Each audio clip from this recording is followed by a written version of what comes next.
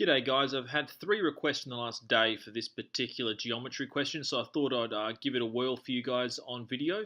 So basically what we've got here is for this particular collection of triangles, we have to prove that y is equal to this in terms of x. So we have to figure out what y is in terms of x. And basically the way I'm going to go about proving this is I'm just going to work my way around from x to y, and then it should just nut out to be this. So what I'm going to do is I'm going to use x to find this side first. I'll call it A. Then using A, I'm going to work out this side, call it B. And then from B, we should be able to calculate y. So let's start. Okay, so from x and a, this is adjacent and hypotenuse, so we have the cosine.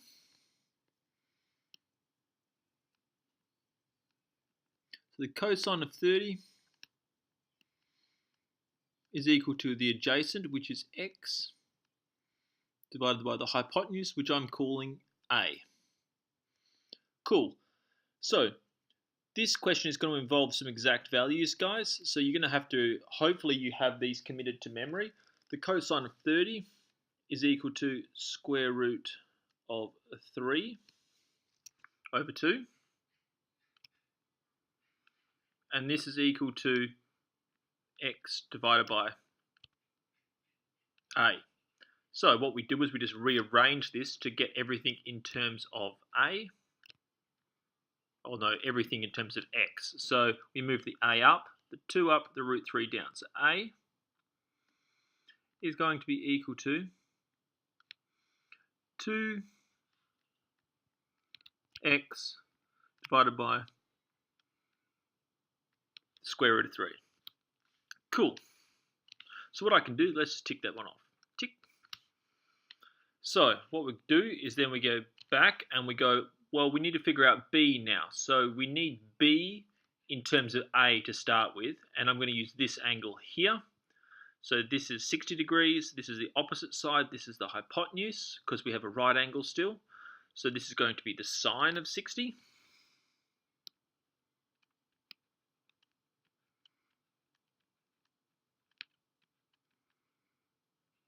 Is equal to the opposite, which is A, divided by the hypotenuse, which is B. Now, again, we go to our exact value. The sine of 60 is the same as the cos of 30, which is the square root of 3 on 2, which is equal to A over B. Now, A we worked out to be 2x on root 3.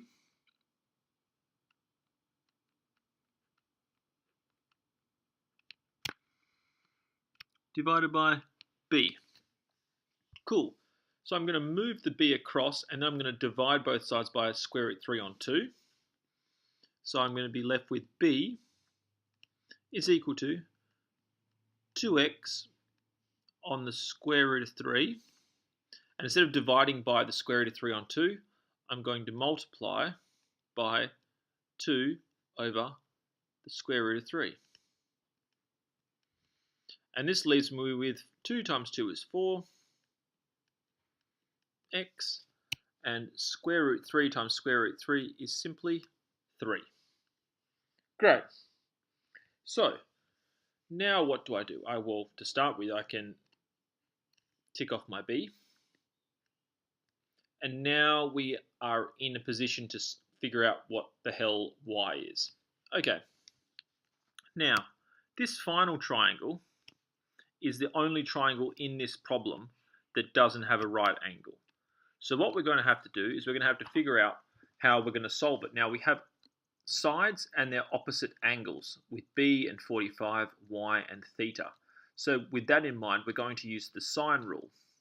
So the sine rule, hopefully you guys recall, is a over the sine of a is equal to b over the sine of b. So is equal to c over the sine of c, but we only need 2. So what we are going to be able to do is we are going to go y divided by the sine of theta is equal to b, which we know, over the sine of 45. Now, we know what the sine of 45 is, but what we'll do first is we'll get y by itself, like we have in the equation that we're trying to find. So we'll take the sine of theta to the other side.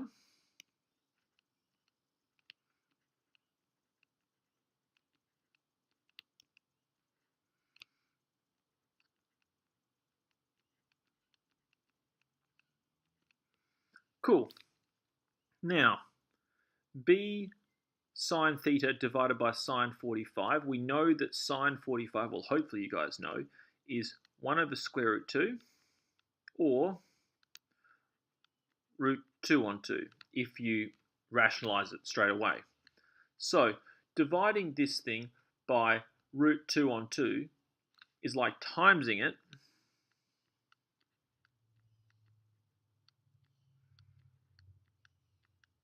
by the reciprocal.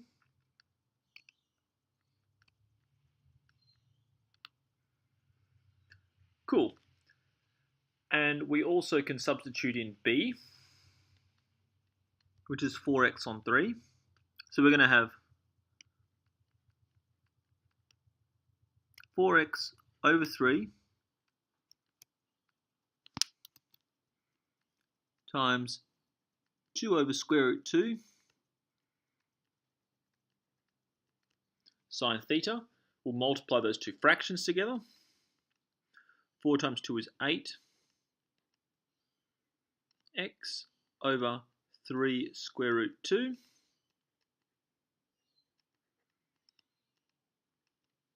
Now, I'm going to rationalize this fraction here by multiplying it by square root 2 over square root 2. And I'm just going to give myself a little bit of space.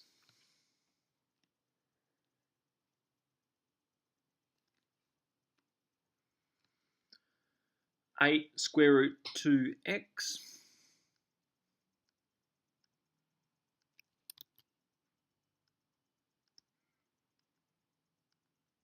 sine theta, all divided by 3 root 2 times root 2. Root 2 times root 2 is 2. 3 times 2 is 6. And so finally, this is equal to, we can simplify 8 over 6 to be 4 over 3. So 4 root 2 x sine theta divided by 3, which matches our top equation. That's nice.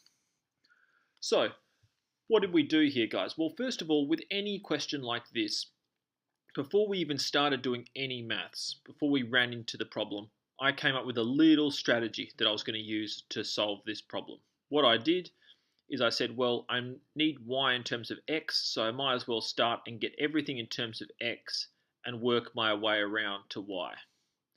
I've figured out, because we have these two right angles, that the first two triangles, working them out, would just be basic trigonometry. And because this final triangle isn't a right angle, although this thing here looks a little bit like a right angle, we don't know if this is a right angle or not. We had to use either the cosine rule or the sine rule, which was made available to us. Because we have the sides and their opposite angles, we could use the sine rule.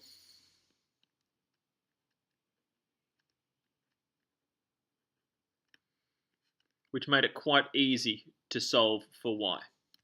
Once we did that, we just did a little bit of algebra, rearranged a few things, simplified a few things, and we popped out with y equals 4 root 2x sine theta over 3. And that, my friends, is how you solve it. So I hope this video helped, guys. A lot of people have been running into a few roadblocks with this. I don't know if it's because it just says prove and you don't know how to go about proving it, or if you're just having trouble figuring out where to go from the start. But, I hope this video helps in getting you through this problem. If it did, hit a thumbs up. You can always subscribe to my channel. I put out new videos almost every day. And I'm happy to answer any of your questions if you want to leave them in the comments section below. So until next time, guys, definitely enjoy your maths.